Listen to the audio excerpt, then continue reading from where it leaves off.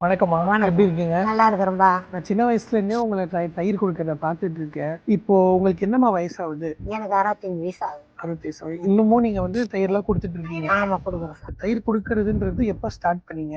நான் 40 வருஷமா குடுக்குறேன்.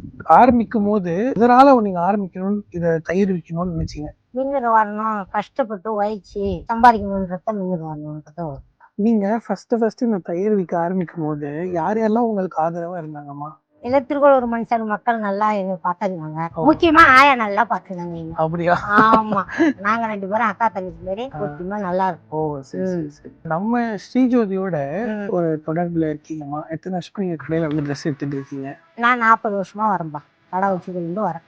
ஓ! 40 வருஷமா 40 இருக்கீங்க. வருஷமா வரேன். சரி, ஓகே. ம். அம்மா, இப்ப இருக்கிற பெண்களுக்கு ஒரு 3 அறிவுரை ஊக்கப்படுத்துற மாரி சொல்லணும்னா, என்னென்னலாம் சொல்லுவீங்க? நானே 65 வருஷமா நான் தயிர் விட்டு உழைச்சி நானே வீடு வந்து என் உழைப்புலையும் இருக்கு. யாரையும் எதிர்பார்க்கல. நீங்களும் அதே போல தனித்துவமா இருங்க. 2வது பொறுமை. ஒரு நாள் நல்லா இருக்கும், ஒரு நாள் கஷ்டம் வரும். இருந்தாலும் நானே அதை விடாத கஷ்டப்பட்டு பொறுமையா இருந்து நான் செய்யணும். இது வரைக்கும் என் உழைப்போட நீங்களும் அதே போல இருங்க. எதா இருந்தாலும் நம்ம சாதிக்கலாம். இப்ப இருக்கிற காலகட்டத்துக்கு ஒரு பொண்ணை செஞ்சு ஜெயிக்கிறது கஷ்டம். ஆனாலும் தைரியமா இருந்தா நம்ம ஜெயிக்கலாம். மகளிர் தின நல்வாழ்த்துக்கள்மா. உங்க ஆசீர்வாதம் இன்னும் என்னோட இருக்கணும்மா. மகளிர்த்தனம் வாழ்த்துகள். ஒரு சின்ன அன்பளிப்பா நம்ம கடை சார்பா உங்களுக்கு. நன்றி.